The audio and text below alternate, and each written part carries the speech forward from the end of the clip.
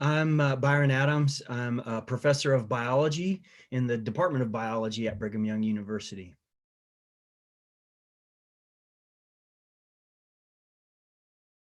Sometimes I get down when I see people that are, mistrusting of science, or they're skeptical, or flat out deny science, because they're not dumb people. They're brilliant people, right? It's not a cognitive disability. Fundamentally, it really is just a misunderstanding of the scientific process and how it works, right? Or also it's because they know me and they're like, yeah, I know Byron, that dude's shady, man, so we can't trust anything that comes out of his lab, right? It could be that, right? But their misunderstanding is that science as a process has a really good way of eliminating sources of bias, right? Because all humans have their biases, and anybody who says they don't is wrong, right? Scientists are biased, right? But the process of doing science removes that. And a good analogy of how science works is like a wrestling tournament, or the Ultimate Fight Championships, or the NCAA basketball tournament, right? And the idea here is that science works by putting two ideas in the ring and letting them duke it out. And at the end of that match, or at the end of that game, right, you have a winner. Right? There's one that wins. And the one that wins, the idea that wins, is the one that has the greatest preponderance of evidence to support that idea, right? And the other idea that has weaker evidence or less evidence, or was poorly thought through or analyzed, dude, that idea gets thrown out of the ring onto the metal chairs, right? Or they lose in the first round and they don't get to play anymore in the tournament, right? And that's the way it works. Now, at this point, you're still skeptical maybe of the bias that's involved in this. So when I write a scientific paper, I have this idea, I come up with a hypothesis, and then I gather all kinds of evidence to try and refute that hypothesis, right? You have to falsify that hypothesis. So I gather all of my data, take all my measurements and observations, and then I analyze them using the most appropriate tools I can think of.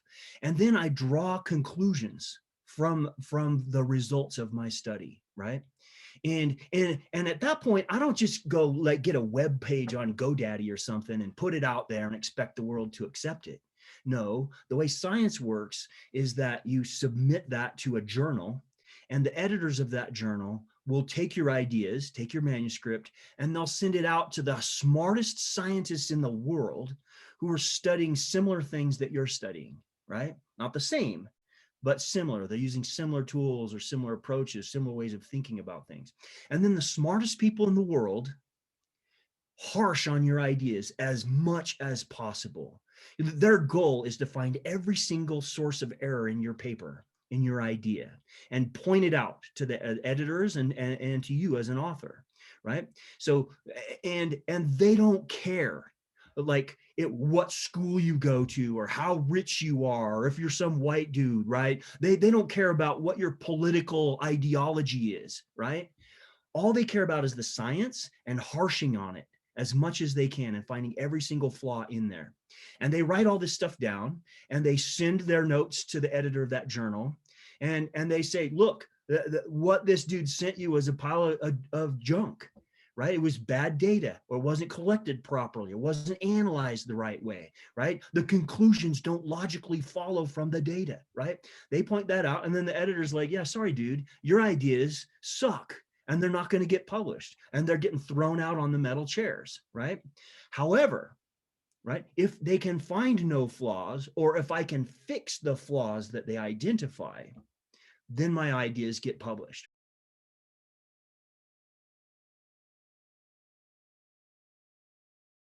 I would just say that there are all kinds of scientific questions that are still outstanding about COVID-2, right? This is such a novel virus. You know, we're learning new things all the time. We're learning new things about how it's spread, how quickly it spreads, how it attacks our immune system, like how far these droplets can move the virus when we're breathing versus when we're exercising versus when we're sneezing or studying, or right? There are a lot of studies that are ongoing right now to try and get at the bottom of those things. But I can tell you that for now, right, the preponderance of evidence suggests that the recommendations that we're getting from the CDC are based on the best evidence available to us now, right? So when you see CDC guidelines that say, social distancing, yeah, do it. It's not based on, some nutty political idea, right?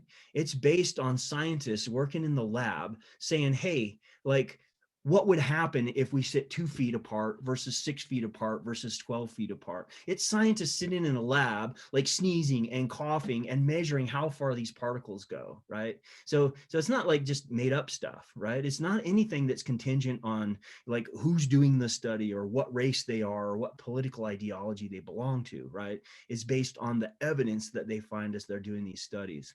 And they're more and more emerging all the time. Just like any other discipline in science, right? Just like in physics or astronomy or anything else, people are constantly studying these things, trying to get closer and closer to the truth. Remember the basketball algorithm that I was telling you about, right?